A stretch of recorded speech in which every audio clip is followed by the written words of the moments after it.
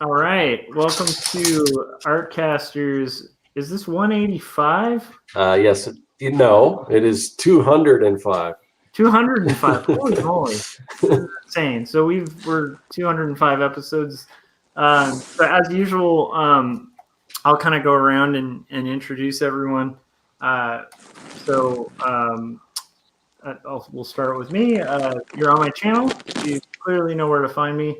If you haven't yet, hit that little bell and subscribe button, and that'll kind of keep you up to date when we're about to go live. And then aside from that, you can check out my other work at joshuakemble.com or quarterlystories.com, which will take you to my graphic novel. And I will say, just from the top, before we kind of introduce our special guests, we're going to be talking comics a lot. So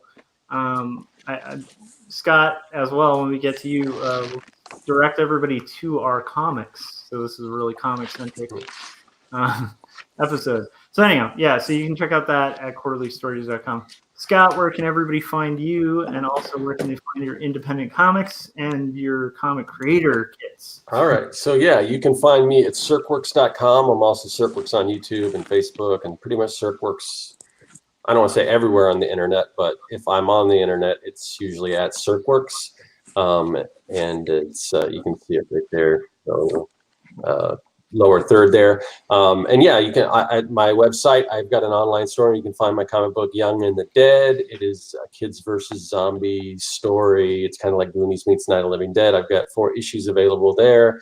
Also, I have the 100 Days of Making Comics anthology, which I did the cover for, issue 2. Which I did the cover for, and I've got a 4-page story in there that's also available on my website. And if you are a comic creator and you want to make comics, there's a couple. Oh, there you go. Yeah. So if you, I've got basically got a free version of tools for making comics that you can get at circworks.com. It's called the Comic Maker Starter Kit. And if that's not enough for you and you want more, then I've got something called the Comic Maker Toolkit, and that's just got tons of things from templates and fonts and word balloons and brushes. Pretty much storytelling tools, pretty much anything you need to make comics, and you can use them as digital files, or a lot of the stuff you can print out and do traditionally. So yeah, that's all available at circworks.com. Awesome. Okay, now I'm going to introduce our guest. This is a guy that I go pretty far back with. It was like the second comic convention I ever did after releasing my first self-published book. I bumped into and met Javier Hernandez there, and he created this comic called El Muerto. It had been made into a movie. He, at the time, was like a comics veteran, and he was very personable and cool, and we got along really well. And then later on, after I'd moved to Portland, like myself and Kevin Cross and then Javi were like really active in the kind of early podcasting circuit for graphic design, illustration, and cartooning. And so we had just tons of overlap there. But I thought that Javi would be an awesome guest to have on because he has consistently been working on his own creator-owned work. He's organized comics festivals. He's organized a lot of community art events as well, and teaches a lot of comics workshops. Is just like has a wealth of knowledge in comics. So I think that would be. I think he will have a lot to share with our audience, who primarily, a lot of them are members of the 100 Days of Making Comics, are aspiring or are currently making comics, and so we thought it'd be cool to have Javi on. So anyhow, long-winded introduction gone. Javi, where can everybody find your stuff? Yeah, thanks for having me on the Artcasters, guys. Appreciate it. And yeah, my life was flashing before me as Josh was going through the old history books there, man. It's pretty, nice long history, and we're going to create some more tonight. Yeah, basically, so you guys can go to my old blog, Javzilla.com, JAVZILLA.com. And yeah, from there, on the right-hand side, I got all my various social networks, so I don't have to list them all right now. So go to Havzilla.com. My store is linked on the right, as well as my social networks. And really quick, anyone watching live or watching this later, so I want to apologize. I logged on almost at the last minute, so I found out my operating system on my iPad wasn't up to date enough to, I guess, do the video. So there's just some little generic white dot with some little tiny person, I think, in there. So, but yes, I am a real person, and thanks. Yeah, it's looking forward to talking to you guys about art and comics and what have you. Yeah. So let's get into it. Like, for those who aren't familiar, do you want to kind of give people a rundown on kind of El Muerto, how you wound up kind of creating your own independent comic, and real, I mean, just I guess breezing through how it kind of also became a film, and so on, like, because this was initially something, well, why don't you get into it? So how did you conceive of creating your own character, El Muerto, and kind of getting into indie comics? Like, what kind of got you? What was like the fire that like kind of lit that? Yeah, so I think like most cartoonists, comic makers, as a kid, you love comics, loved reading comic books. My older brother gave me actually like a big stack of comics. He was collecting, like, because I checked the dates on them. He was collecting comics from about 68 to 70, 71.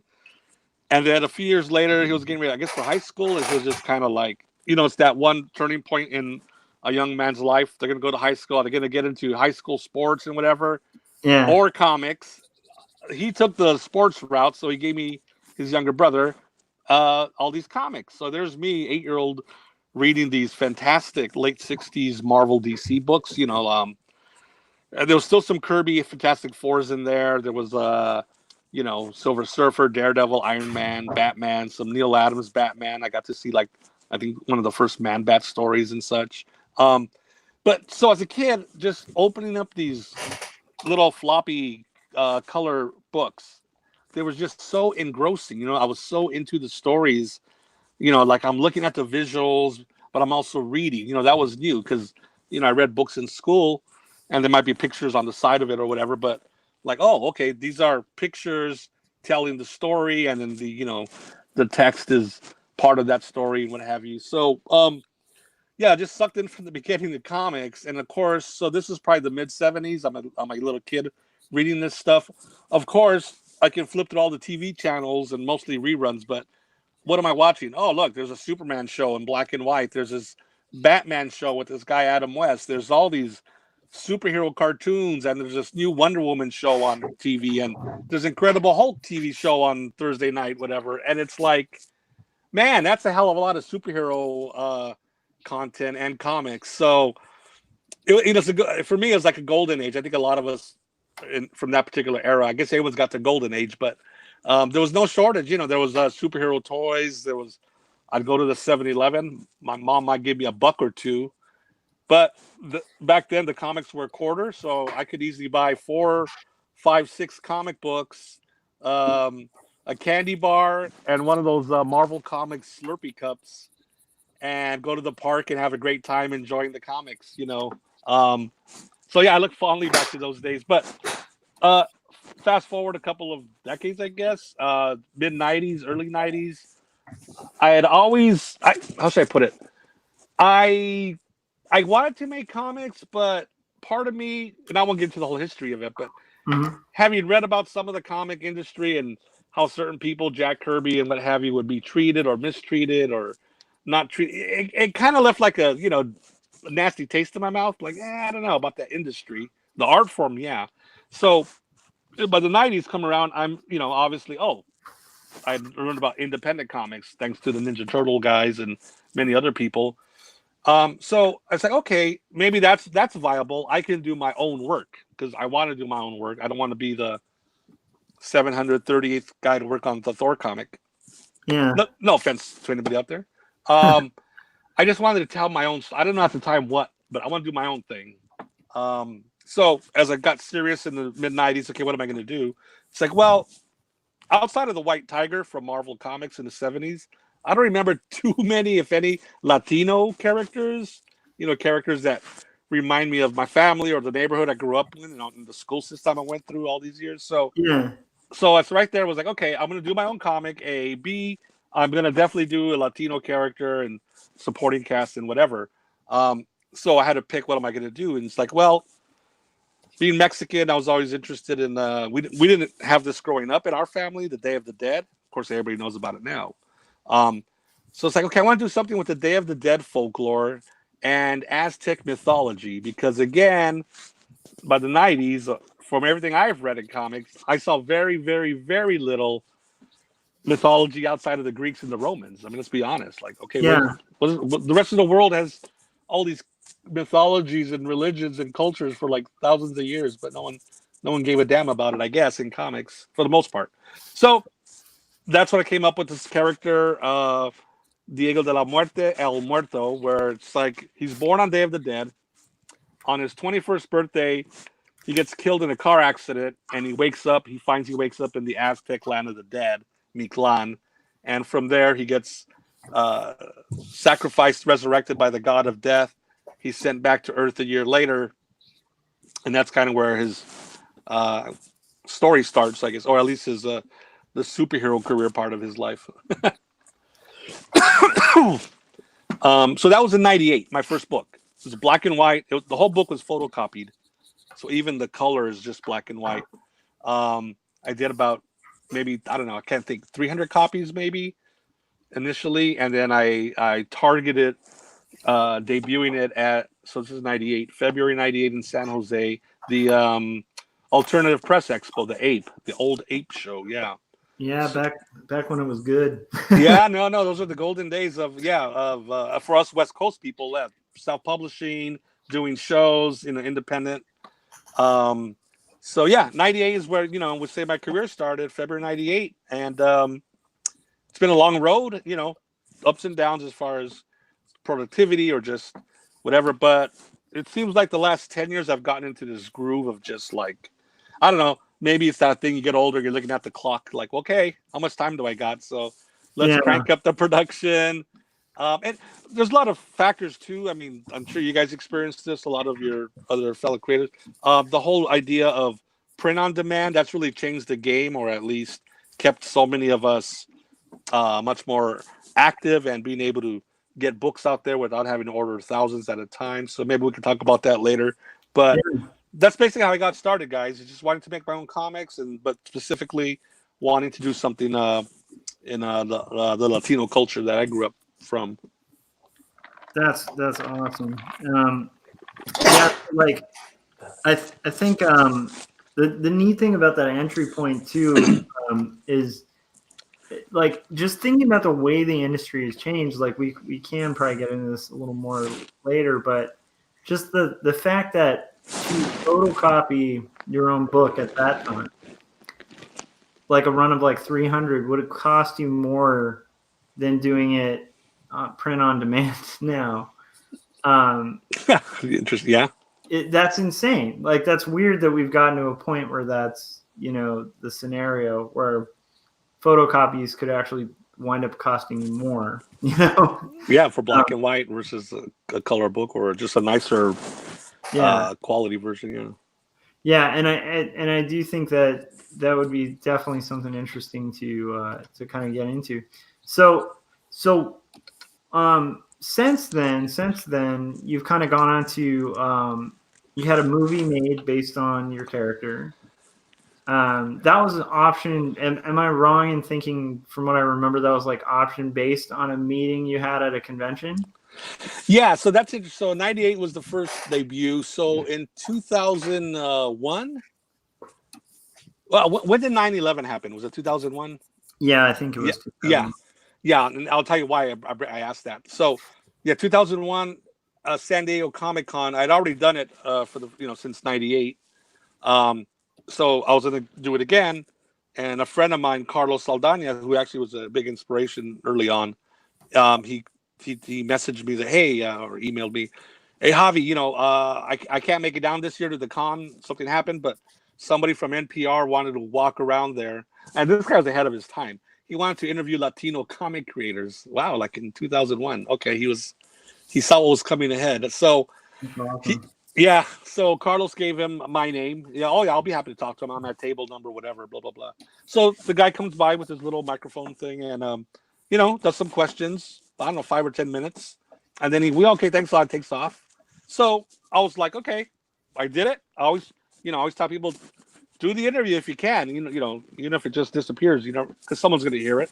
Yeah. A fan or something. So in my case, the person who heard it was a film director, filmmaker, Brian Cox.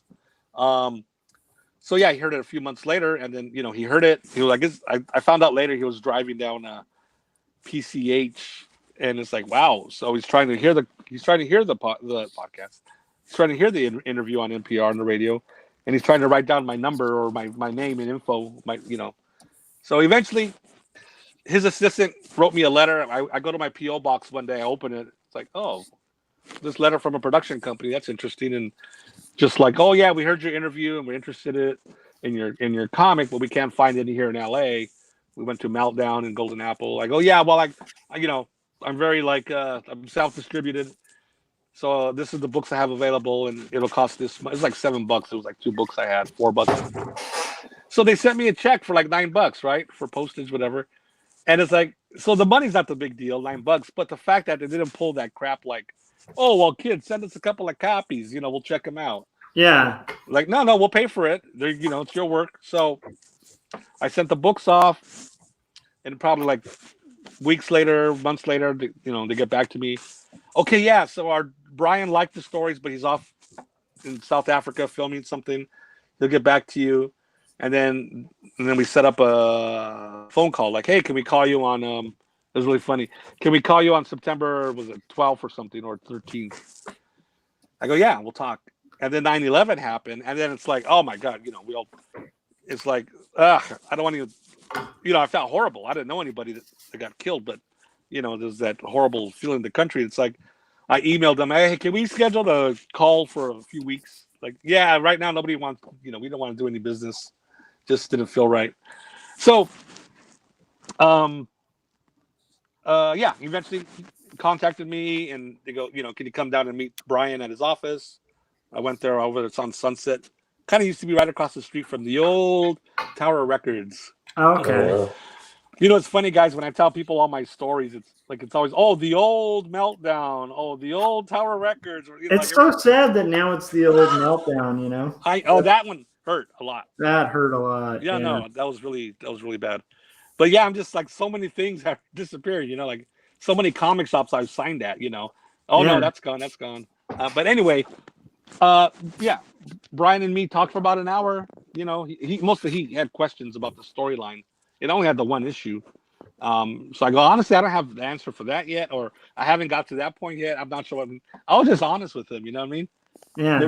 Maybe you're supposed to be like the typical Hollywood BS and like, oh yeah, I got a couple of things. And so eventually, as things moved on, he he got a producer involved, and the producer contacted me, and eventually the producer had met these gentlemen who wanted to finance a film with him, like any film, or at least a film. So the producer's like, well, name's Larry. Larry figures, okay, well, I got these investors that have money. They want to make the first movie. I got the director, Brian. He's interested in this comic book by Javier.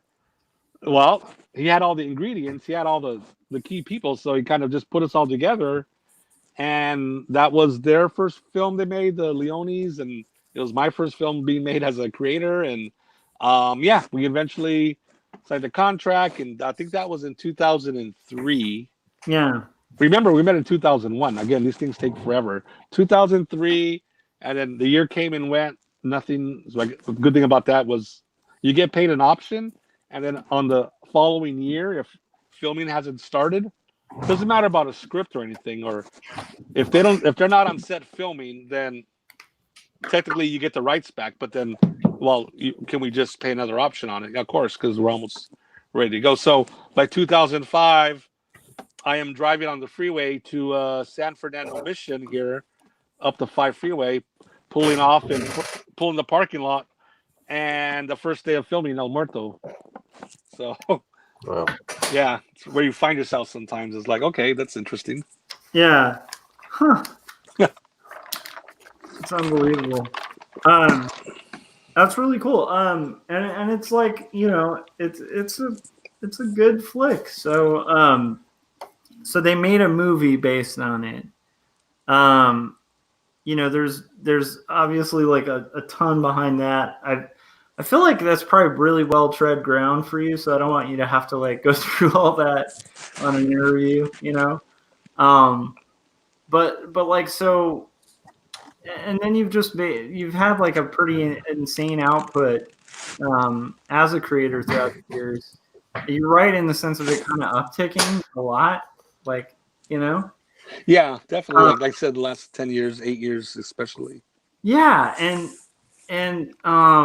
then you kind of did you found or did you assist in setting up the Latino Comics Festival?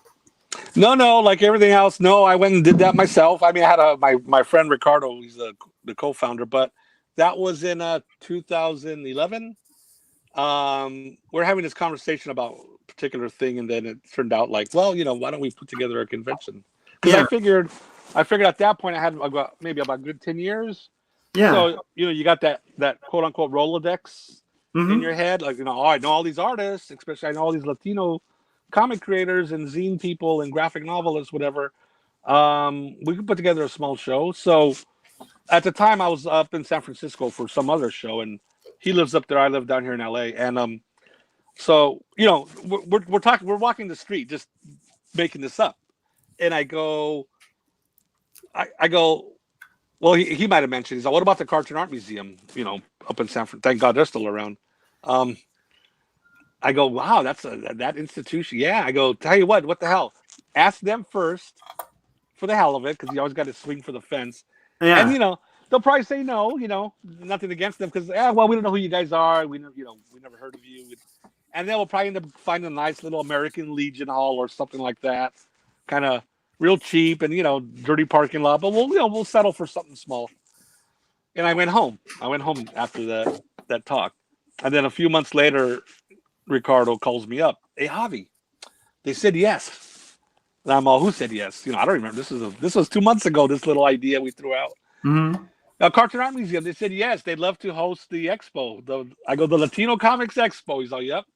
So yeah, whatever. A year later, whatever, I find myself at the wonderful Cartoon Art Museum, and we had about 12 artists. Right, that's cute, like really small, and 12 tables in the 2 rooms, whatever. Yeah, it was a humble, modest little beginning, and the comments that we got from the audience, and these are the same comments I probably hear every year.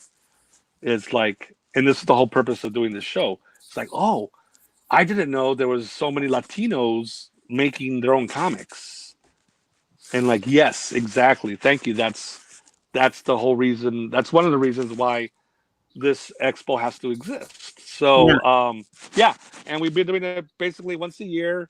We've kind of settled down here more in LA because we figured we should go with like Latino culture ground zero as far as the US. But we've been lucky to partner with different institutions. Like we've done a show in San Jose at the university there. We've been to Brownsville, Texas. We partnered up with the Brownsville Museum a year ago or so. This last March, we were up in Modesto College. Our friend Dr. Teresa Rojas, she invited us up there. So yeah, it's like just something else put on my plate. But I mean, it's very rewarding as far as just to see the artists have a space, just to see the audience, to see like the young fans, like Yeah, especially when we see young girls going up to like a female artist. It's like, wow, I can make a comic. You know what I mean? Like that's the whole purpose of young people seeing us older folks do something, especially when they can really relate and see themselves in us, I guess. yeah, and I think it does have a lot of value.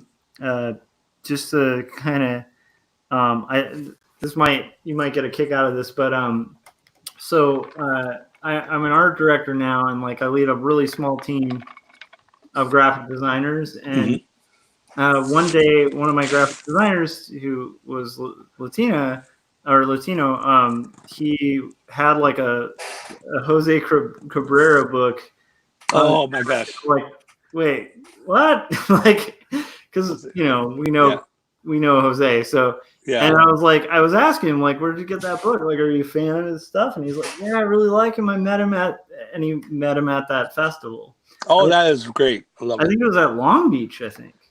Yeah, that would have been a local one. Yeah, that's right, at the Museum of Latin American Art. Yeah, which I used to live right near. So I was like, oh, that's so cool. Wow. Like, to me, that was a fun circle. And I told Jose about that, too, because I just thought he'd get a kick. I'm like, I didn't tell him about it. He just came to work with your stuff. I'm like, Jose, he's a good dear friend of me too. I mean, he created our logo, the Latino Comics Expo little logo with the little ink bottle. That's his art. Yeah, he's our official. He's actually our graphic designer. So every time we get a poster art from an artist, he gets the art and slaps it together and everything. So yeah, he's definitely an integral part of our team. I got to share this only because you brought up that story. I'm not bragging. I was literally having lunch today at a local Chinese place. I'm sitting there eating, and this guy's leaving with his bag, and he looks at me and he goes, are you Javier Hernandez? And I was like, yeah. And I didn't recognize him at all, so I figured, okay, must be a fan, because unless my memory is really bad. And he's like, no, I'm your old schoolmate or whatever. I go, yeah, and I always feel, I don't know what to say. It's like, I don't want to say, I don't know who you are, but like, oh, and you are, and he's like, oh, I'm da-da-da. He's like, yeah, I'm a big fan of yours. I've known you for years, and I always read about you, and I've seen you at shows, and now I follow you on Instagram, and so it was just a nice little conversation to have. It happens once in a while. So, I mean, we're all artists. You put something out in the world, right? It's a little message in a bottle. Someone's going to see it who happens to run into you one day, and now because we all have a presence, we're all such media stars in our little social network empires. People, oh, that's Josh, or so. It's kind of cool. I'll admit it's kind of cool to be reckoned. I don't mind. It's like I'm famous and I get 1,000 people every day. So I don't mind someone as I'm eating or something or pumping gas. Walked in the gas station here locally. The young guys all, hey, didn't you teach a comic class? Yeah. He's like, yeah, I took it. Like, wow, very cool. Yeah. No, that kind of thing's really rewarding. And the cool thing, I've always felt like the neat thing about comics is like it's one of the rare industries where if you get really well known, like you can still go to the store. No, exactly. Occasionally you might get accosted, but it's not nearly as bad as like if you got really well known in like film or something where you wouldn't be able to have a normal life. That's horrible. Yeah, I can't imagine. Yeah, paparazzi. You know what I mean? Hey, I'm just buying cornflakes, dude. Yeah. I'll take a picture of it. But so that's cool. So okay, so like you've been doing comics for so long. You're organizing now what's becoming a fairly large kind of comics event, which takes a crap load of work to do. So and you're having a higher output and stuff. What kind of keeps you going and keeps you inspired with creating indie comics, because it is an up and down industry. Oh yeah. So like what's kind of your fuel? Well, different things, and again, not to be macabre about it. I'm not trying to scare anybody. It's that thing like, hey, I just turned 50 a few years ago, so like, yeah, I want to make sure I have a good body of work, a good chunk of pages I leave behind in these books and such. So that's part of it. Like, okay, you just got to get off your butt and really get to it. It's just like the more you do, the more comics you create, the more stories, the more ground you lay, whatever, the longer you make the bridge. They just want to add to it. You just want to do more and more and more. Yeah. I mean, from the very beginning, when you did that first book, you still want to do another one, but there's just something about, I mean, maybe it's a bad analogy considering what happens to people. It's like an addiction. Like, no, you want that feeling more and more. Yeah. And I don't mean the accolades. I mean, like the feeling of, I sat there, I drew a 100-page story or a 2-page story, and okay, I want to do another one. I want to do another one, whether it's a different character or a different story, or in my case with El Muerto, it's going to be the same character. So here's the funny thing. Funny, and I slapped myself in the head at the same time. I started in '98, so I did about there was 3 El Muerto issues. There was another issue where he teamed up with this other character, Weapon Tex-Mex.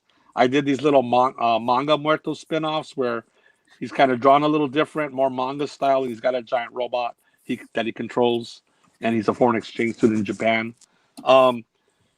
So there's not like, people can't say, oh, 21 years, you must have like 100 issues. I go, no, that's like probably that's not even a dozen El Muerto stories. But the last few years ago, I decided, okay, you know what? I got to redo those original stories because I wasn't going to put them in a trade paperback with finally doing the ending to that arc. But I did the art for like the last chapter, and I realized, you know what? I can't put the 3 previous issues together with the new one because the art does just not match up. Because obviously your art is better, hopefully, as 10 years later. So it was way different, and your writing is better, and your story is better. So I redrew those first 3 issues. Literally redrew them like from scratch. Just I expanded them. I didn't copy it verbatim, but I think I did a better job with the story beats, the emotion arcs, and all that stuff. So then I put out that graphic novel. So for me, that graphic novel that came out in 2017, El Muerto: Days of the Dead, to me that was like the restart button. Like, Yeah. okay, we had 17 years, but now we're really going to do El Muerto. So I'm working on book 2. So I want to just put them out as graphic novels, like full 100+ page books. So I'm working. Yeah. But shit, don't start that when you're in your 50s. But so I'm working on book 2. It's all I did all the thumbnails. I'm drawing and inking, and as I'm working on that on different days or maybe in the morning, I'm writing in a journal. And I've never done this before. I've never written a story, and we can talk about my process in a sec. Yeah. I'm literally writing and this might not be new to you guys or most creators. Like, well, duh, yeah. So I'm actually writing by hand, really quick, just writing the storyline. Blah blah blah blah blah. So I like the idea that I have 1 book done. I'm working on number 2, and number 3 is being prepped. And then I assume when I work on number 3, number 4 will be written in a journal, and blah blah blah blah blah. And for me, that's like I'm putting a carrot in front of my own face, right? Like, okay, I'm dangling the next book I got to get to, so hurry up and finish this stack of pages. Yeah. So for me, whatever helps you get your butt in gear, so that helps me is, like I said, putting my own carrot dangling in front of myself as far as, okay, I got to get to the next one. Oh, you there? Oh, I am. Yes, sir. Okay. Sorry. Yeah, no, I think that's brilliant, man. I think just the idea of like creating little incentives, and we've talked about that. Like Scott and I have talked about that a lot because I think we each have our own technique of like kind of creating like our own reward system to like get us through projects. Like for me, it's like I've programmed myself to where I literally just am not allowed to go to sleep until I've penciled or inked at least 1 panel. Wow. Yeah. And then similarly, like I learned the lesson the hard way. I'm wondering if this is similar, but I did a whole graphic novel that I did in script, and then when push came to shove and I had it finished, I was like, I don't really want to put this out because like I didn't really like the. We had all these holes, and there were a lot of problems and stuff with it, and I was like, oh, I should do the thing I know I should do, So now I script it out, but the extra advantage to that is like, oh, I can't wait to get to that part. That's going to be really fun to draw, Yeah, no, it's your decision. You look at your own work, make your own judgments. Something like to see. You gotta, kill the calf. It's just not ready for the outside world, or give it a bionic enhancement, and then okay, here it is. Now it's ready. Yeah, for sure. But yeah, like pre-writing it totally works as like an incentive to kind of get the art done, because it's like, it's definitely like where the story's going, so you're like, oh, I'm excited to kind of get there. As opposed to like prior to that, like before I used to script stuff, I remember feeling a lot of insecurity while creating, and it was partially like, I don't know where this is gonna go, Right. and it's kind of amazing. I don't know. It's me, like, to write it out first is like, it does kind of create like that structure that ends up allowing you to be more free. I don't know. It's really interesting. Like, so again, this is my first time at this late stage, 21 years, like writing the story beforehand. But it's it. So yeah, I write it, as I'm, a couple of try to knock out 10 pages in one sitting. And I'm noticing, so now you can reflect on what you just did. Like, okay, it's interesting to me. So as I'm writing this, when I get to the action parts, I write it kind of quick because for me, I don't want to sit there. To me, it'd be boring to write action. It's way more fun to draw it, right? So if I come to an action scene or a fight scene, okay, this guy attacked El Muerto. He ducked. He turned. It's like, okay, but you know what? I'm gonna map this out when I draw it. I don't want to waste my time drawing action. Now, when I'm writing I have a lot of El Muerto. There's a lot of like Spider-Man, Peter Parker drama. Like, he's a young guy, so he's got other friends and relationships. So, there's a lot of the human element, whatever you call it, like the Friends TV, like there's people stuff. Yeah. And then there's all the great action, supernatural horror, and all that. So, when I'm handwriting the dialogue scenes, then I take more time. I'm very like, oh, he looked at her as she sat. You know what I mean? Like, almost like you're writing a novel. And I don't need to do that because when I draw it, I'm going to draw. But I like fleshing out the emotional scenes, writing them out. Whereas the action scenes, like I said, no, I'm going to really map out the action physically when I draw it. But I thought that was an interesting thing. I didn't, when I started writing, I didn't think, oh, it's going to be different writing action versus drama. Yeah, in my case, it is only because the way I've always worked, and now you guys do write and draw your own work, I think. So we're cartoonists, but everybody works differently. Some people will literally type out the full script. Panel 1, Bob is standing here, and whatever. Some of us will write just a quick summary. What I used to always do, I would just thumbnail out the whole story. I would literally just get what sheet of paper and start scribbling out the panels, 5 panels, blah blah blah. And as a kid, I used to read these books that Marvel or Stan Lee published called Origins of Marvel Comics, where he would talk about, and later on you realize there's more to it than what Stan was saying, but basically, I learned about the famous Marvel method where Stan Lee would sit there with either Jack Kirby, Steve Ditko, or the other artist. And basically, the way the story goes is they bounce around a quick story summary, and Doctor Doom attacks the Baxter building with all his robots and they fight him back. And that's the end of the story. So Jack Kirby, the artist, he would go home. And then he would have to fill up, a 20-page comic? So he would have to draw that out based on that little, it's almost like a tweet, right? 140 characters they talked about. So the artist, the way I learned it, just reading that, so the artist is really doing the story because, the character's having lunch up in the, the break room and whatever at the Baxter building. And there's some romantic stuff with Johnny Storm and his girlfriend. But then Dr. Doom attacks and then they fight him off. And maybe Spider-Man swings by now. So like the artist is writing. So then Stan would get the pages back and then he would have to write in all the dialogue.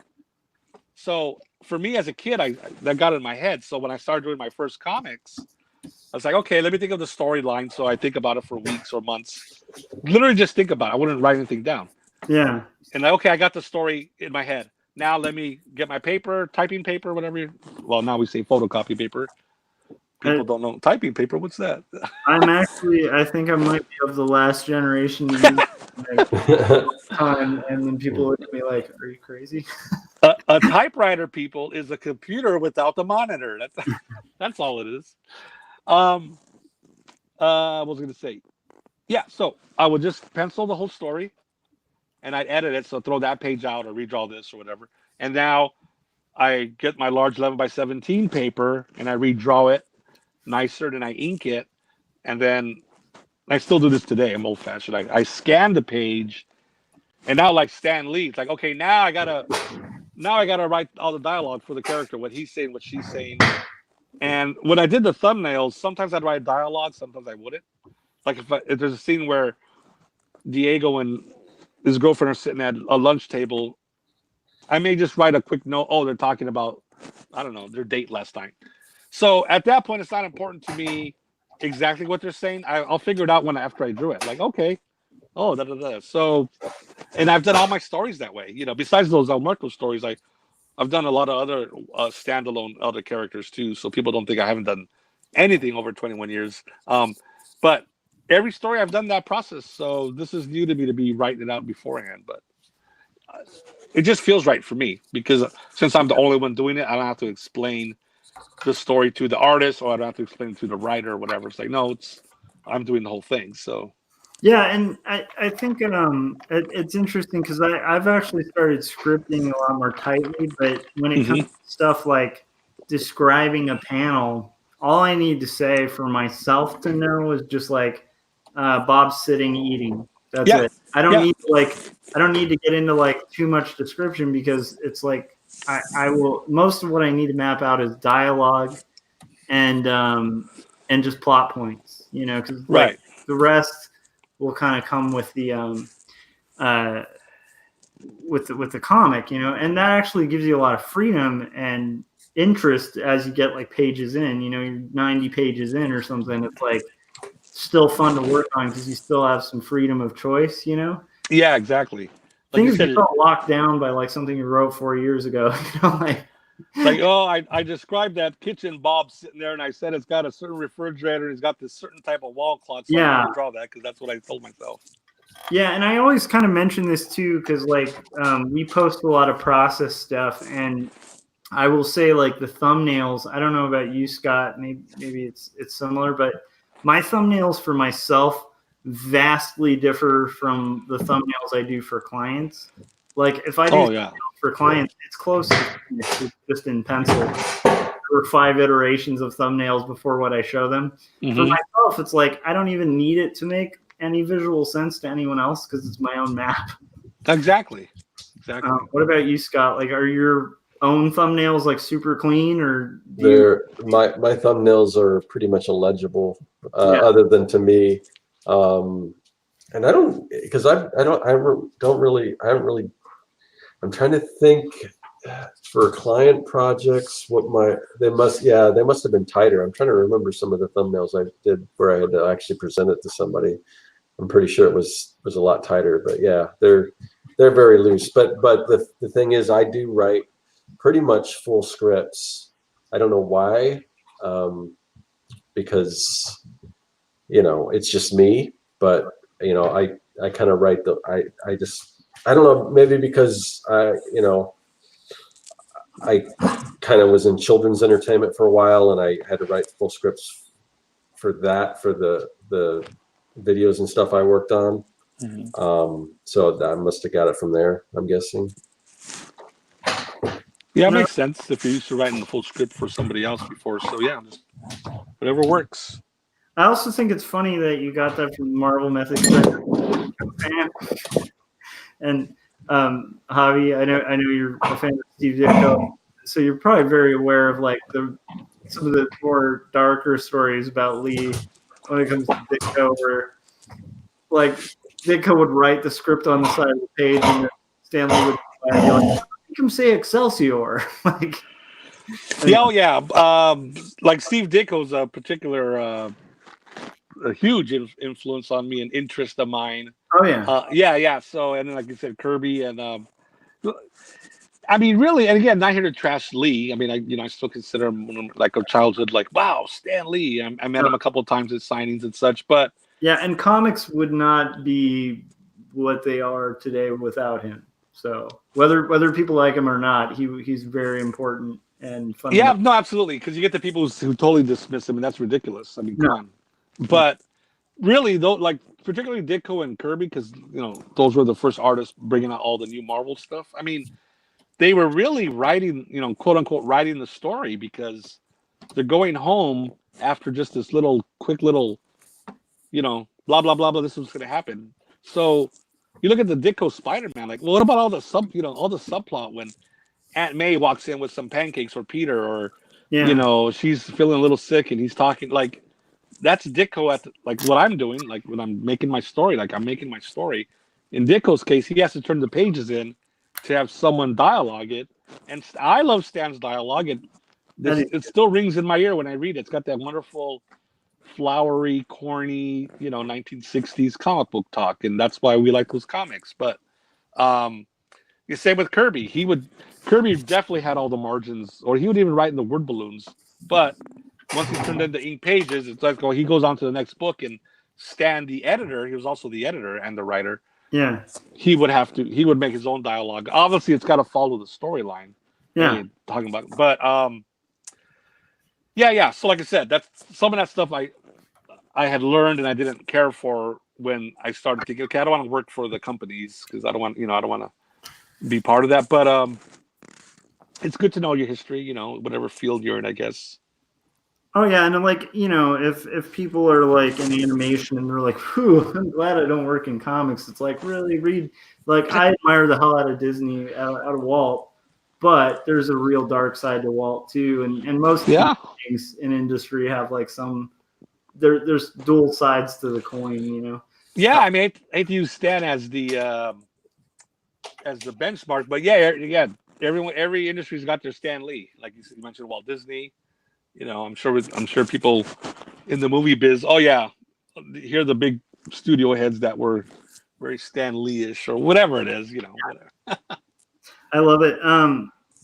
You're like, so I do like the fact that you are really influenced by Ditko, and you use a lot of I think a lot of similar paneling and theory in the way you're executing. Didn't you? Am I crazy, or was there a point where you were actually kind of in?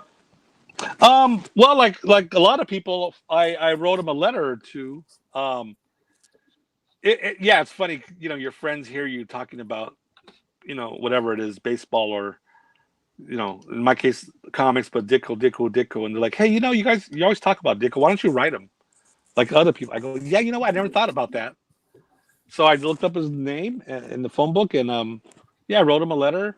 It was a simple letter. I don't know what. I didn't keep a copy of it. I should have, but I have his letter. But based on what he wrote me back, he says something like, he's all, thanks for writing, Javier. And something like, all comics need to be judged by their own objective standard. Because I remember I wrote to him like, oh, Mr. Ditko, I grew up reading your superhero comics, particularly Spider-Man.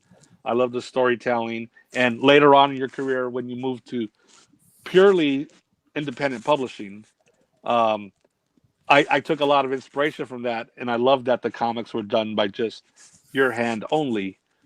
And I think that's why he meant, like, he was trying to say, like, well, it doesn't matter if I was working on my own or with a team. The comic has to be judged by how good it is. But I go, yeah, that's a real Ditko answer. So I'd write him once or twice, and I sent him a copy of El Muerto. So he wrote back. He goes, thanks for the copy of El Muerto. Just the fact that he wrote El Muerto, because he would never do a pinup for anybody. Yeah. Like, wow, he wrote my character's name. That's pretty cool. That is awesome. Yeah. So like I said, just a few letters. I mean, a lot of people claim, oh, I had a good friendship with him because we wrote hundreds of letters, whatever, if you think so. But yeah, I just a few. I mean, over the years, nothing. I mean, he's got hundreds of them, so he's not going to remember me. Yeah, I was asking about like fuel to kind of get you through like making these things, and I think that would definitely be something to kind of add a little kindling, when that nuclear reactor. So the thing with us creators, with our influences, I'm sure we all have tons of influences, artists and musicians, filmmakers. With Ditko and Kirby, to me, they're like the 1-2 punch. So it's not just the way they draw, and they both draw very different. Like, I love Ditko's, like you're talking about, storytelling, pacing. I love his character, the way he draws the faces and the bodies. Yeah. And then I love the way Kirby does his stuff. His real more bombastic and this and that. So, and I love their work, and I try to study it and absorb it and everything and just enjoy it as a fan. But in those two particular guys' case, it's also knowing so much about their personal history of how they worked in the industry, how they were treated, how they ducked and dived and went this way or that way. So, with Ditko, like I said, I mean, think about it. Like his resume. Oh, I co-created one of the most recognizable, iconic characters in the world. Yeah. What did you do today? He's like, so he's got that in his resume, but he also, hey, for the last 30 years of my life, I did these basically self-published books through my editor partner, Robin Snyder, not distributed by Diamond, really, just sold in comic shops or direct mail. I mean, think about that. Like, Yeah. he could have obviously, if someone could have done Spider-Man drawings at conventions for $100 a pop, that's the guy. But he never had any interest in working on any of the old characters. So it's like, wow, that's inspiring. Just do your thing. Yeah. Do it, and don't worry about, like in his case, he didn't give a damn about social networks, to going to conventions, Yeah. doing interviews. I'm a lot more, obviously, I'm on your podcast and I had my own, and Yeah. I'd have to emulate everything he does, but I respect that it was almost like a monk. It's like he's just working there at the art table. He sends the book out to get published. He goes to the next one. It's like, wow, that is very, he basically died on the drawing table, figuratively speaking. Yeah. It's funny. I have a tattoo of a crazy cat. And oh man. Particularly because George Harriman did die on the art table with like a week's worth of strips like under his body. Wow. Like, to me, I'm like, that's like, do I want to die with like a week's worth of comics under? Probably not, but I really admire that dedication. Like I think there's something to be said for that. And you kind of touched on this before, but it's like I always kind of view comics as like this kind of sick addiction, where it's like, it's like the ultimate puzzle for somebody who's into design or illustration. And we like problem solving. And so when you stumble upon that, even as like somebody who likes storytelling and you like that puzzle, it's like such a puzzle that it's really addictive, especially when you complete one, because whether it's good or not, it's just like, oh, well, it's a thing. I actually made a thing. Wow. And the fact that you're able to kind of view it from all angles, right? Like you're able to control the costume design, the lighting, the direction, set decoration. Yeah. It's super addictive, and you really kind of don't get that. At least for me, I haven't gotten that in any other medium. I always fear getting into animation or dipping into animation because I think that might be equally addictive. Right. I got 2 points to see if I don't forget them. So one of the points on what you're talking about, which is so true. So I'll go with the second one first. So when we got done making the movie, right? So I'm working on the film. It was a small film, 4 weeks shoot. But I'd be there every day. That was part of my contract. I told my lawyer, hey, I want to work on the film. I want to get a weekly salary. That's on top of the money for the option. Nice. So yeah. Advice to anybody out there if they ever have any dealings. But so the point is, for 4 weeks, working 5 days a week, maybe I think 6, because the 6th day you'd be at the office. But working your ass off for 5 straight days, 12-hour days minimum, sometimes 16. And then, and I just basically hang out there from dusk till dawn or whatever. And then 4 weeks. And I remember coming home the last day, waking up the next day, like exhausted, but like, okay, I'm out of the bubble. And I remember a few nights later, like, and I was looking forward to this moment. Okay, I was on the film. There was, 100 people working on it. Like you just said, these guys in charge of lighting. These people in charge of everybody is a team. And I was just, basically just standing around looking because my work was done, but I just got to enjoy it. And here I am back in my room here. I got the light. I got my light on. I got my art desk here.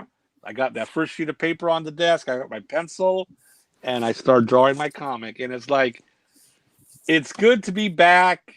The only one in the car, and I'm in the driver's seat again. Like, it's just, it's a whole different process. Yeah, you're working on a film or animation. You got a huge crew, and everybody's doing their part of it, working on one goal. But yeah, it really highlighted for me, underscored, like, yeah.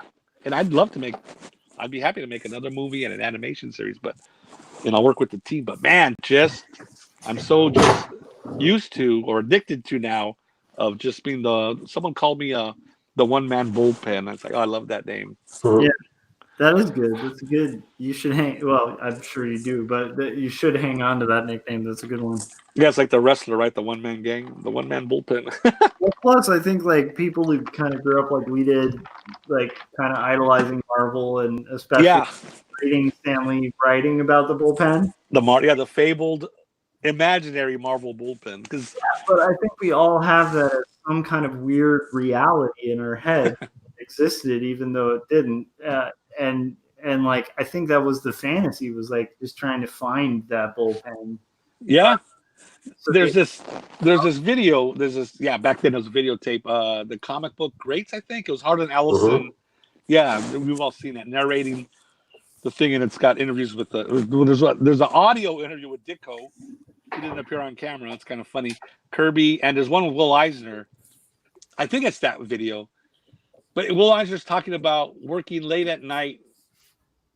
Working like long hours late at night in his secret studio, thinking that he's working on something worthwhile, like an art form worthwhile. And I've always liked that word. I don't know why he just said it. He's in my secret studio. It's not like it was hidden, but like it is kind of a secret studio, right in your headspace. Like, yeah, you're locked in the table there, and it's like, okay, just me and my brain and my pencil and ink or my tablet, whatever. yeah. And so Scott and I both like. So I mean, here's the thing. Like, I am at the point where I feel like it's very much more lucrative if I were to spend my art time when I'm not doing it at work on like, products.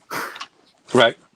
But I literally can't stop making my own comics. And it's partially, and I think a lot of it does have to do with that soul vision thing. The fact that most commercial work you're working on is like somebody else's vision. Somebody else is telling you like, I need this to look like this. Or they're telling you make a concept, but it's like a concept that's like contingent on an audience and a pre-existing audience. So there's a niche, it's like, hey, we're making stuff for preteens, so make a thing for preteens. Right. The beauty of like indie comics is it really is a blank slate. Like you can tell a story like, and you can fail at it or succeed at it. It's like, that's kind of half the fun of it too, but you can fail or succeed completely on your own. No, exactly. That's a really good point. I love that freedom. And I don't find it in a lot of other things, where you can self-author everything, and that's so addictive. Josh, right now you mentioned like working for a client and like creating a product for an audience, and it just occurred to me. So, me doing these Muerto stories over the 20 years and just different little things, prints, whatever. It's like the word audience, like, shoot, I did, man, I'm sure I realized it, but it just hit me now.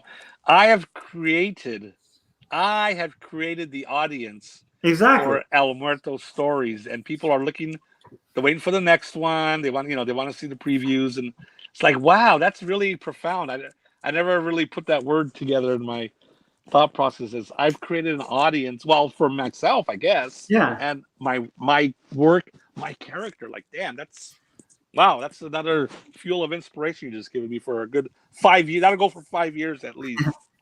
But I mean, that's a really good point, because like the thing is, let's say you did like a fan drawing of Spider-Man at like, and we've all done these things. It's like there's a benefit or something. You show up, you do some sketches for kids. Yeah. And you'll draw like Spider-Man.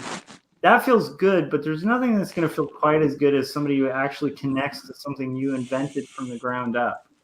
Yeah, it's only because of you. Only because you exist and you got off your butt.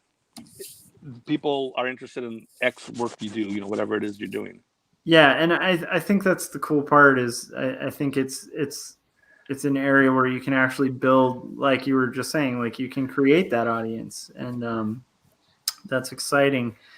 Okay, so Javi, I want to do some quick tips for people who are like delving into indie comics. Yes. And just kind of bullet point some stuff. So do you have some basic tips on the creation of work and how to kind of pace that out, like stuff you've learned along the way? Yeah. Let me continue. So I'll give you an anecdote, and there's my answer. So I mentioned this guy Carlos Saldana. He's a comic book artist who started working a few years before I did, and he's one of the people I looked at like, oh, here's this Mexican American from LA doing his own comic with his own character called Burrito. It's a little anthropomorphic donkey kids comic type thing. And me and my friend Rafael Navarro, we went up to the Ape like 2 or 3 years before we did our first comics. And hey, let's go meet Carlos. He does comics. That's what we want to do. And so we're sitting there, we're at his table looking at his stuff. And hey, Carlos, yeah, so we just want to make our own comics. And, what's the process? What do I need to do? What do I got to... He threw his hands up. No, just do it. No, but do I get started this way? Just do it, man. Because he knows. He did, he did some comics. And, you could say he was being flippant or just throwing us out. No. To me, he was literally giving the golden, perfect advice. Just do it, like Nike tells us. Yeah, we're doing process. You guys are doing Artcast. I've done podcast. Yeah, I can talk for hours. I teach. I can give you all the process. But you know what? Sometimes we waste 90% of the time. We might be wasting our breath on the listener because they're not going to go do it. Yeah. So you just go do it, and then when you get that printed comic, hold it in your hand, and you're going to know you can do it.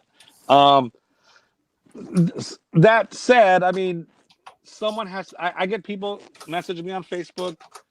Hey, Mr. Hernandez, how do I make comics? I'm like, oh, yeah, thank you for laughing. How do I go, kid? I don't say kid, but I go, look, I don't mind answering the question, but I really need you to be very specific. Like, I don't know where you're at. Are you at the point where you've never drawn? Are you at the point where you wrote a storyline? Are you at the point where you're trying? Tell me where you're at. Oh, I'm sorry. Yeah, I have this idea. It's like, well, you got to focus on. So the point is, if you want to do something, do it for the reasons that you think are correct. If you think it's because X-Men comics sell, I better do my own mutants. Okay, if you think that's up to you to decide if it works. But if you want to tell your own personal story because you don't see enough female characters or you don't see whatever it is, then do it. I don't know if I have any like little practical advice, like you got to get up early and pencil for that. Honestly, I think that's great advice because, this has been a frustration of mine sometimes too.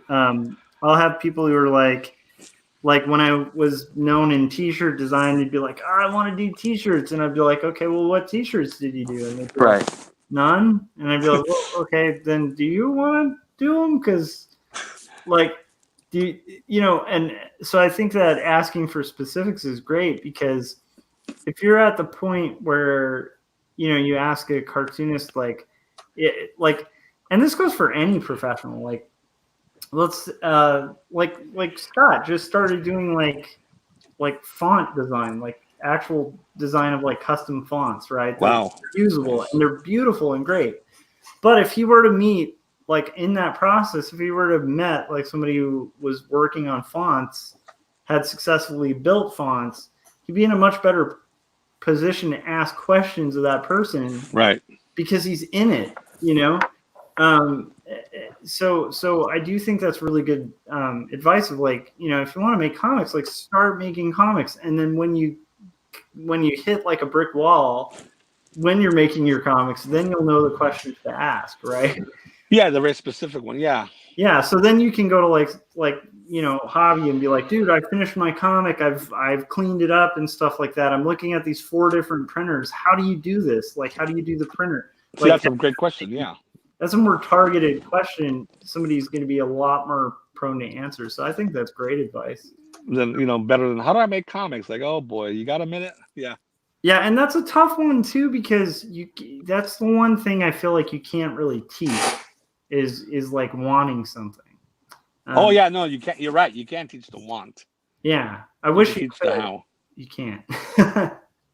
You know what? I'm glad you can't, because if the person doesn't want it in their gut, yeah, like if you want it for someone, Josh, you want Mary to, put out that comic, make the comic, and all you gotta do is kind of waste your like energy. Like, okay, Yeah. I'm gonna hope you do it, and then you walk away, and then she doesn't want to do it for whatever reason. Doesn't make her a bad person. It's like, so the want's got to come from that person. Yeah, maybe we can do something to fan that flame, Yeah. but they got to want to do it. One thing I love teaching comics, because I teach. It's funny. Like, I'm teaching comics, and people will comment, "All right, you're gonna teach the next Jim Lee's," and I say, and at first it's kind of like, yeah, but it's like, no, you know what? It's most of the time I teach because I work at schools, whatever. These aren't artists. The kids say, well, no, we're not. We're just taking this art class, but we're not looking for careers in comics or art. So I love the challenge of working with a room full of kids to make a comic who aren't artists. And you think that might be a nightmare, but now every semester it's like, no, here's how you do it. What's your story? Okay, now let's pick the most basic type of art that you're comfortable drawing. Let's do more than stick figures if we can. But, well, mister, I can't draw someone walking down the street. I can't draw the guy walking with all the buildings and I don't know all that. I go, can you draw a pair of just the close up of the shoes walking? Yeah, I could see that. Then you've done a guy walking.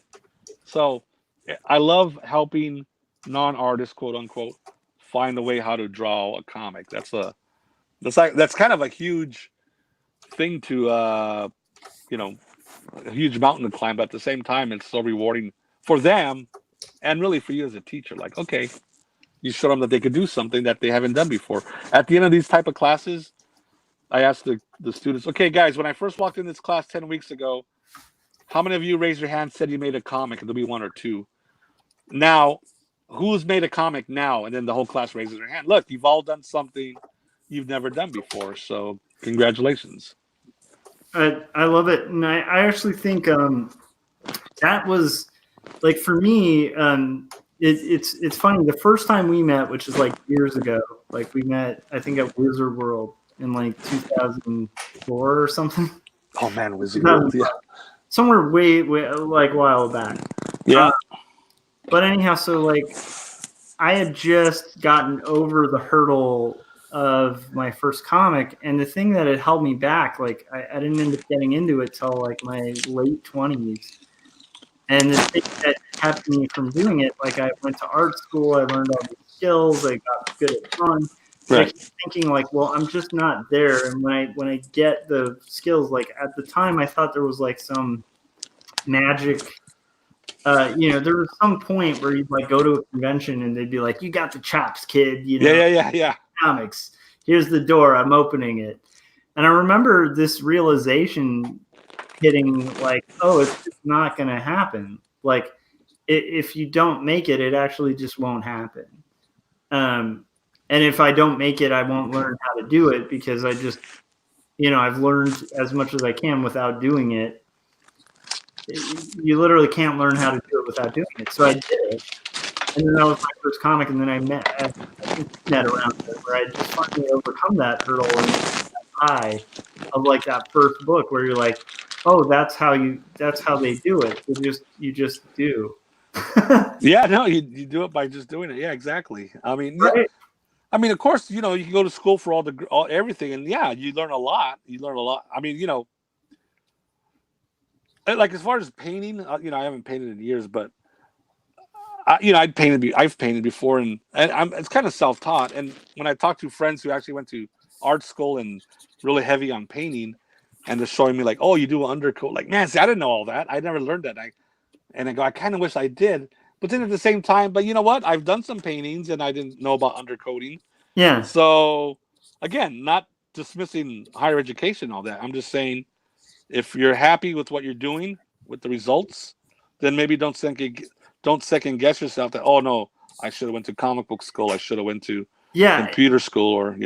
Yeah, and I agree with that because, like, the thing is, if you're waiting for permission, you're just not going to get it. Like, you have permission now. Like, yeah, no, right. And that was the big unlocking moment for me, was just realizing, like, oh, there's no guy who shows up and goes, oh, here, you can do comics now. It's like, no, you just kind of do it, and then you struggle through it. And the cool thing, and we've seen this with the hundreds, like, I think Scott can attest to this, but it's like, a lot of there's this 100 days of making comics challenge that Kevin started. And a lot of people, when they start it, you know, some of them will have like mad chops as artists. Some of them come in blind. But most people, before they started it, if they haven't done a comic yet, are like, well, it won't be that bad. Yeah. And then their first 100 days, they crack open this whole Pandora's box of comics and suddenly realize, like, this is a very hard thing. Like, it's hard to tell a story sequentially. It's hard to, like, make a panel flow to another. It's hard to make the type readable and make it easy for people to follow. It's just a whole world of hard. But at the same time, like, when people unlock it, I think that's also where that addiction comes in. Because Yeah. it's also something you figure out as by doing. And so I do think that's great advice. Do you have any suggestions for, like, you know, people kind of putting their work out in print, like ways that you would recommend? Like, let's say you're a new cartoonist, kind of they put their work out. Yeah, what I tell people nowadays, because the technology at their fingertip, you know, you can start loading. Obviously, you know, put it on Instagram. You know, put the pages up as you do them, and start sharing the work. But if you want to print it, so if you're going to print your comic, you're going to invest your money in it, and, you know, formatting it a little bit of more time. You better make sure that you can go out in public and sit behind a table and sell it. Because, you know, a lot of artists, you know, oh no, I don't want to go talk. Like, well, then maybe stick to the webcomic side where you don't have to go out. Really, you just upload it and get you can build a huge audience with that. Because that's something people, believe it or not, I hear a lot. Like, oh, I don't like selling. I don't like talking about myself. It's like, you're not talking about yourself like, you know, some egotistical idiot. This is my work. This is my work. It's about this. If you like dinosaurs and robots, whatever it is, this is what the comic's about. Oh, that's interesting. Okay, so, yeah, you got to be able to sell your work. You got to be able to sell yourself in that regard, and don't knock yourself. Oh, this is my cheesy Western comic. Like, don't say it's cheesy. Don't come out and say it's the best one ever made, because, you know, it just came out and obviously it's not. Just say what just say what you did. Be proud of it. Yeah, that's kind of what I tell people. Like, I do warn them, like, you know, you are going to be at a show selling this. You got to have some type of skills, or at least a persona or an attitude to, you know, and you got to find your own, but you do want to interact with people, I would think.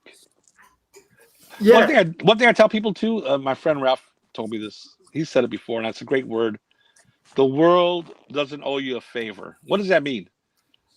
So if, you know, Charles here works on his comic for 3 years, and he works so hard on it, right? And he quit his job, and maybe he went through 2 relationships, whatever it is. He went bankrupt, but he got the book done. So he goes to the show to sell it.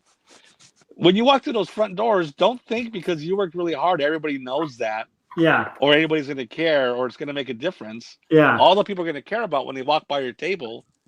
And there's a huge percentage they won't even look at your table because they want to go to the stupid signing of this out-of-work actor from a TV show 30 years ago.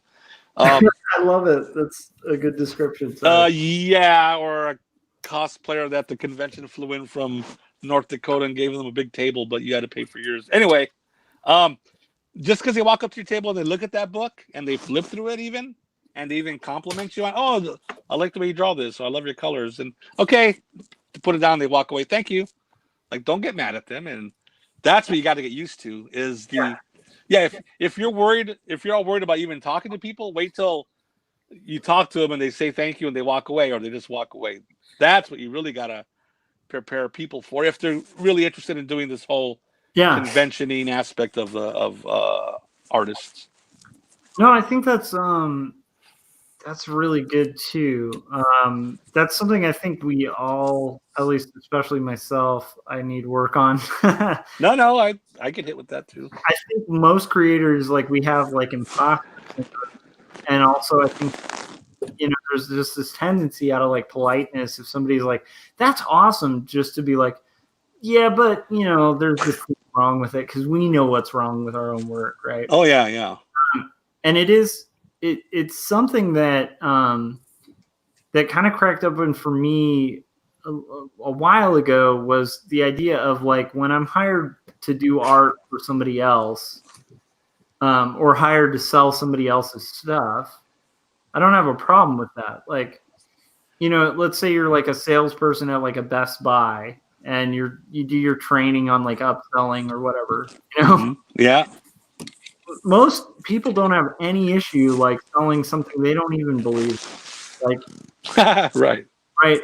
So then you're at a convention, you're trying to sell the thing you really believe in. Obviously, you believed in it to make it.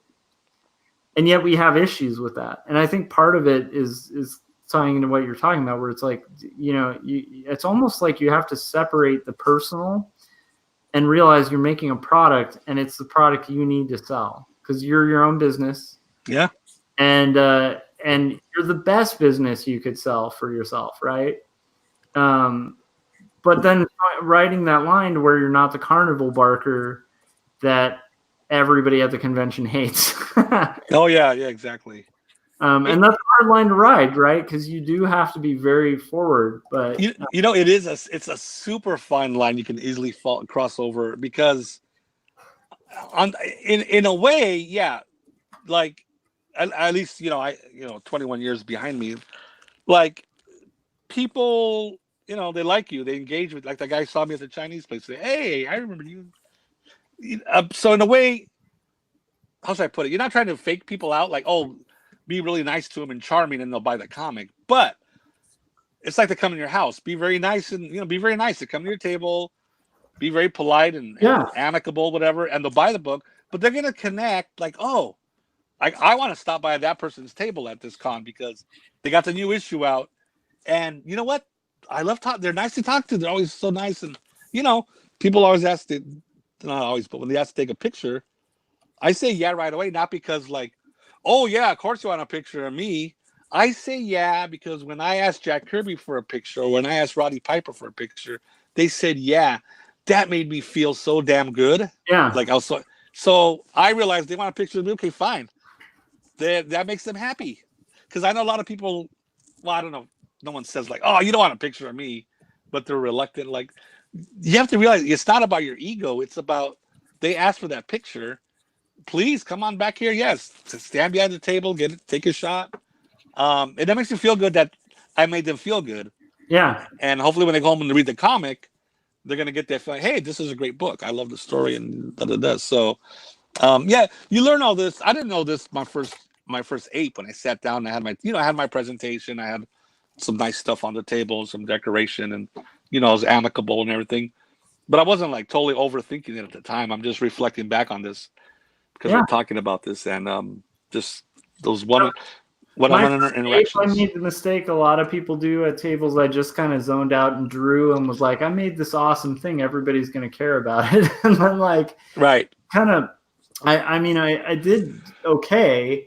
And I met a lot of people, which was, I think, one of the coolest things about conventions is you meet a ton of other people doing this weird thing where they're sitting at an art desk at like midnight instead of sleeping. Yeah. And it's a whole room full of people. But yeah, I really quickly realized like you kind of have to engage with people as if they've walked into your store, Exactly. And we've all been to those crappy comic shops when you walk in and it's always the guy doesn't give you the time of day. So screw you. I'll go somewhere else. Yeah. And I mean, like the thing is with art, like nobody's completely objective. Like they're going to bring subjectivity to it. So if they had a bad experience with you, they're going to look at your work and go, I want to hate this. Wow. Yeah. Wow. You gave them a reason to hate it. Yeah. You screwed up. Yeah. So they're going to be looking for reasons. Whereas if you're really nice, like they're going to look for reasons to like it. So they'll be like, oh, I associate this with like a cool person. We're talking about conventions. One of the things I want to bring up, because you mentioned something earlier, like only in comics. And I learned this years ago, like only as far as I know, correct me if I'm wrong, anybody, or you or Scott, like the comic convention, right? That's our industry show. Yeah. Only there, because it's been me in my early years. I set up a little table with my little black and white comic, and in the exact same hall or convention center, there's not only the big comic companies, who cares about that, honestly, but Will Eisner one of the founding fathers of our industry, he would be set up at his own table, at his booth, and Stan Lee's over here and Jack Kirby's over here, and the upcoming guys at the time, Mike Mignola. And it's like, wait a minute, like in a way, you're kind of equal because you got a table. Yeah, yours is smaller, theirs is bigger, theirs is on the carpet, but really, you have the same exposure potential to the audience that they do.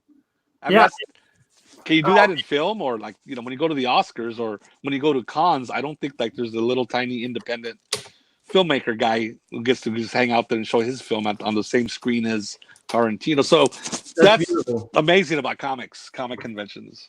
I agree with that. That rings so true. My first Ape, which was my first comic convention, right? Which was a great comic convention because that's back when Ape was like on its A game, and it was awesome.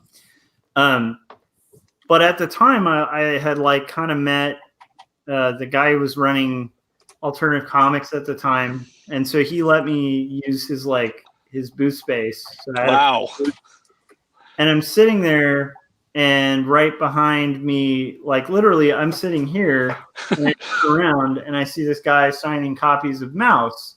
And I'm my gosh! And it's his back, like so. He's literally like we're back to back, like timeline. And I mean, so I quickly realized like this is like Art Spiegelman's like sitting behind, like he's sitting just facing the other way, like right behind me. Oh, I wish there was a photograph of that. I have you guys back to back photos of me with, like my arm around Art Spiegelman, which are pretty cool. From that's cool too. But yeah, and that was a real, like you were saying, it's like I think one of the cool things that kind of cracked open at that convention was like having some conversations with guys in industry. I had like in my mind, I had no right having conversations. Right, quote unquote. Right. And now it's like I kind of get it, but I mean, it takes a while in industry to realize like they don't really care who you're working for. Like they just kind of care what you're making. And like, the thing that kind of unifies cartoonists, like I'm in the NCS now, and like I got dragged into the NCS from Lonnie, who you also oh my God, Lonnie. But I'm thankful for it because it's like I've realized being in that building, it's like there's guys in there that are legends, and yet they'll talk to you like a human being because everybody in that room has one thing in common, which is they're all passionate about creator-owned stuff. Yep. And none of them give a crap if you've worked for like Disney or you work for some giant corporation. They're more interested in just getting in a dialogue about like, oh, what are you working on? I'm working on this cool thing. You guys know Herb Trimpe? He was a Marvel Comics artist from the 60s, 70s, mostly known for the Hulk. He also did their Godzilla comic at the time. But I met him a few years ago. He was doing a local. He passed away a few years ago, but before that, I got to go meet him, man. I love Herb Trimpe. Never met him. So I go up to him.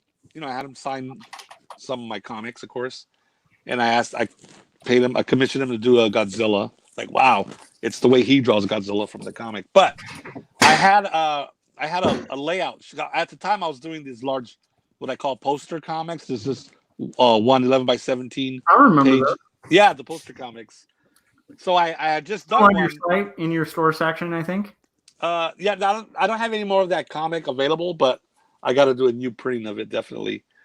But I showed Herb Trimpe. I go, oh look, I'm doing a 1-page comic, and I gave him. I think it was just an 8 by 10. Maybe I drew it by 11 by 17. The thumbnails. So he's all, can I see it? Oh yeah. So he's sitting down, and I can tell he's not faking it. He's looking at it, and he's running his finger over like in the air over it, like he's okay this. And then he goes here, and then he dragged his finger down the next row and the next row, and then he looked up at me and he goes, "Oh, do you have the finished comic?" I was like, "Oh no, Mr. Trimpe, that's just my thumbnail. I'm still working on it." But he gave it back to me, and I was like, "Man, that just made me feel so good." Like you're saying, he took an interest at that, but he didn't care how many books I've sold or whatever. Yeah. Or if I'm famous or not, and I wasn't. I never sold a lot of books, but he's looking at my storytelling. Okay, yeah. And he followed. It's like, wow. That was such a huge moment for me. Like, you're not going to forget that, and you appreciate, like you said, that they care about you as a fellow practitioner of this art form.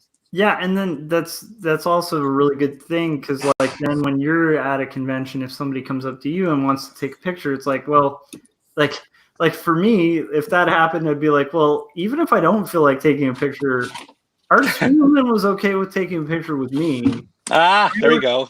Hell no, so I should do this, right? Yeah, I was gonna say, right, if a Pulitzer Prize winning, chain smoking, maybe sometimes cantankerous guy like Art can take time for you. Yeah, You should definitely do that for your right. fans and readers and whatever. That moment where you meet somebody you really admire and they're kind of a dick, and in retrospect, Yes, a lot of the time maybe it's like they had an off day and you're just catching them on that one bad day at like their 5th convention or something, you know? Right. But still, those things linger with you and they do impact how you view the work later. So it's like it's definitely, that's good advice too. I love it. There's so much to talk about in comics. So yeah, we can spend hours talking about just the process, but then we spend a lot of time talking about the convention aspect, if that's what you want to do, and that's a whole 4-year. I have a suspicion we're gonna have to have you back on for like some deep dives into these topics. Because sure, I'd love to talk about teaching and all that. Yeah. Oh man. Well, Javi, you're a wealth of knowledge, so it'll be fun. But I think this is just kind of a waxed introduction. So like I guess the is there anything you feel like, Scott, that we should kind of touch on, like for?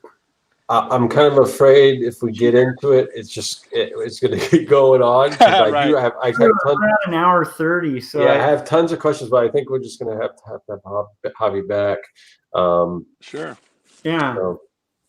Well, so we have a really active chat tonight too. Oh, great. So, but it does seem like we've had to wax over a lot of things. So we'll have to have you back on for a more kind of thorough conversation. I just realized we're at like an hour 30. So it goes quick. I know, isn't that crazy? Anyhow, so once again, Javi, thank you for joining us and agreeing to do this. It's fun. I know we run in similar circles that kind of that touch every once in a while, and so it's fun to touch base. I will hopefully be conventioning again in about a year, I'm guessing. So I'll probably bump into you on the convention trail, but we also have to have you back. Yeah, no, absolutely. I'd love to come back, and there's plenty to talk about. Like I said, there's so many hundreds of roads we could talk about in creation. So I know, and I'm even I want to get into some deep dive stuff like about like pull quotes and all that kind of stuff. Wow, that's a great topic. But anyhow, so thank you for joining us, though. Everybody should check out Hobzilla.com and check out Javi's work. And I'll just kind of have everybody make the rounds. So as usual, you're on my channel. You know where to find me. So if you haven't yet, hit subscribe and hit that bell, and it'll let you know where to find that stuff. And then I will not be self-deprecating on this plug because of what Javi was just talking about. So if you want to check out my comic about faith and mental illness, I'm working on the very last page of it, the first graphic novel. You can check it out at quarterlystories.com, and that's pretty much it. Javi, where can everybody find your work and kind of keep in touch with what you're having? I mean, they know Hobzilla. Any other places? Yeah, like that's the catch-all place, because on the right-hand side, the social networks are there. But if they want to just jump right to my Instagram page, it's Javier Los Comics. Javier LOSCOMEX. Nice. And that's the imprint that you've been putting out those comics with. Oh, yes, Los Comics. Zomics Comics, or is that just too old school? What was that? Is Zomics Comics still kicking? Or oh, my God. We'll have to have Ted Secco on with me and talk. That was just a one-time thing. I can't believe we remember that name. That's beautiful. Zomics Comics. Wow. Well, I mean, back when we were all in the podcast circle, there was the whole Ted Secco and anyway. Oh, my God, Jersey Joe, all the name Krishna, they're all coming back to me now. Well, they never left my mind. I love it. All right. So Hey, really quick. I mean, I know, like we said, Scott said we'll keep going on tangents. You mentioned your comic, Faith and Mental Health. Now you got to have you back on. I'm working on a comic book workshop for Department of LA County Department of Mental Health, and we're working on Latino outreach. So our students, they're doing mental health comic, and it'll be published, I think, in February of next nice. year. So yeah, I would definitely have to let you know about that. I'd like to check out more of your mental health comic. But anyway, sorry. Thanks, Scott and Josh, for having me on as we say our goodbyes. Yeah, hopefully next time you can get the webcam so everyone can see you. Yes, that's the other thing. I'll be prepared. All right, Josh, you want to start the rounds then? Or did we start at the web over? Well, go around like we usually like closing it out. Yeah. So Javi just gave his links. Okay. We need Scott's. We need Scott's. So it's me. So it's me. Okay.